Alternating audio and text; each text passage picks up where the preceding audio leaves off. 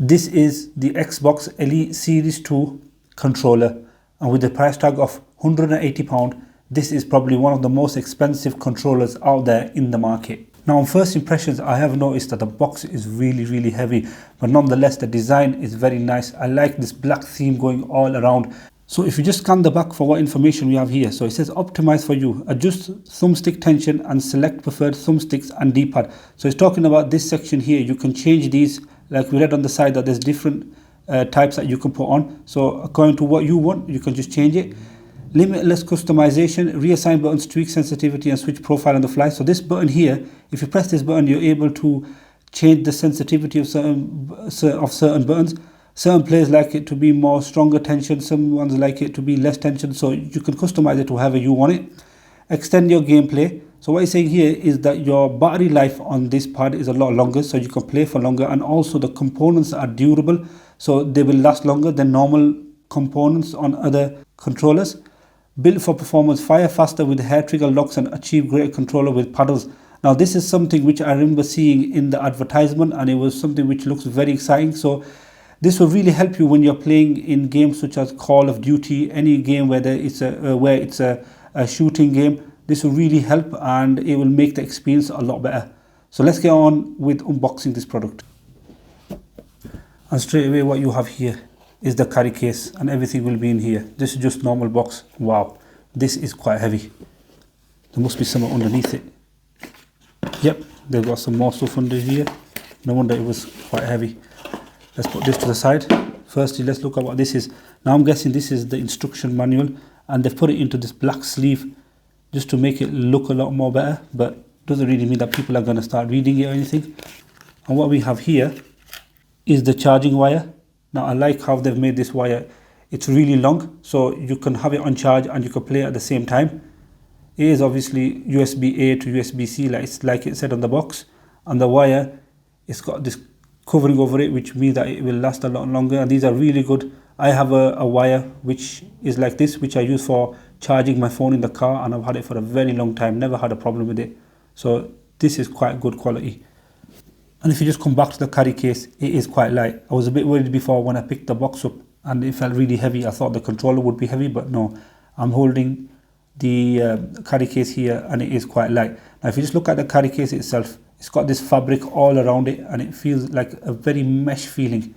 Feels quite nice, and it is quite strong. If I try to put pressure on it, it doesn't seem as though it's going in or anything. So if it does drop, it's not going to damage the controller, and the box will keep it safe.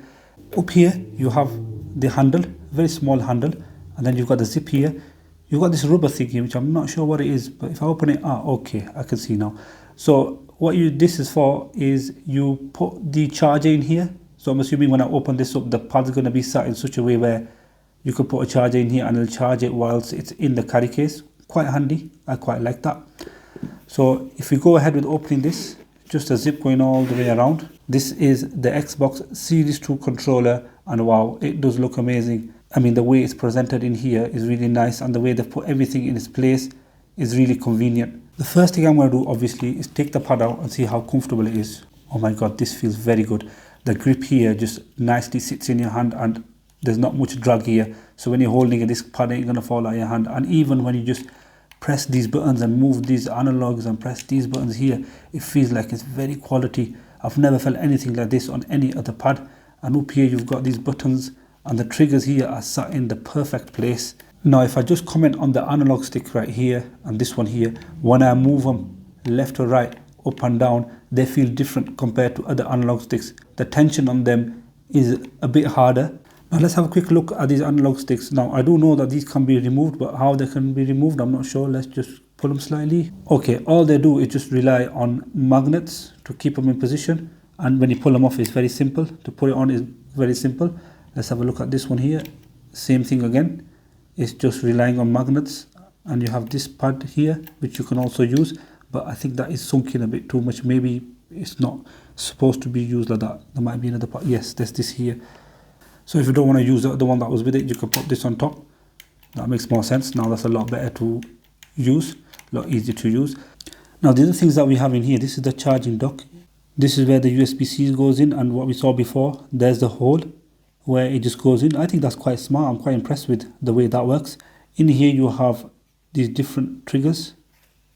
These two here are similar, and compared to what we have on here already, this is a full rubber and this is a rubber in the middle, but then on the side it's got quite a good grip. The size of the analogs are the same size, but from these two, if I was to use one, and my preference I'd say is this one here because of the grip. Sometimes when you're playing for a long time it gets a bit tense and it gets a bit sweaty, and then what happens is you tend to slip on these.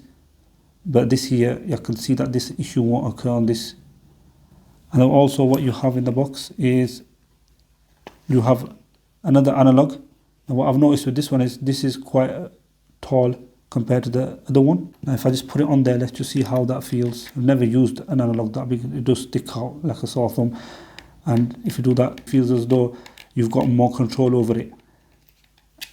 We also have this analog stick in here, which is a different design. It's all rubber, but it's got a slight grip on it, not as much as the other one.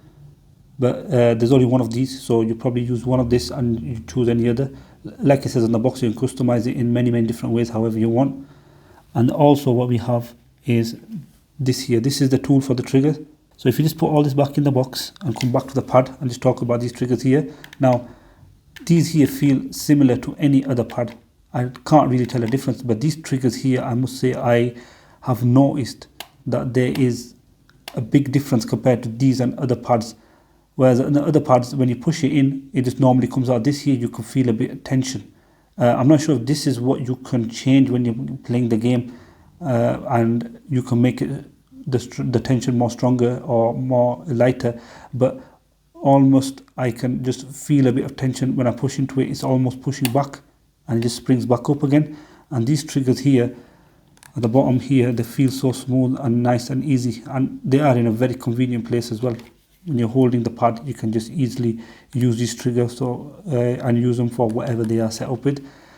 Up here it says Xbox and it's very beautifully written at the back here. Looks quite nice, and you can also charge this direct. You don't have to put it on the charging dock. So if you're playing, you can just have it in charge and you can just use this pad. But overall, I'd say this is a very nice pad. By far the best pad I have ever seen, I've ever felt in my hand. I've not used it for gaming yet, but when I do use it for gaming, I'm sure I'll have a good experience. One final thing I want to comment about this pad is, although it's made out of plastic, if you look carefully, you can see these are all made out of plastic. You can't really tell when you're holding this. It looks like it's made out of like a metal, and it feels very sturdy, very strong in your hand. And even after all that, it's a very light pad. So there you have it, guys, the Xbox Elite Series 2 controller. Worth £180. Is it worth it? Guys, let me know in the comment section below. Please don't forget to subscribe and like my video, and I will see you in my next unboxing.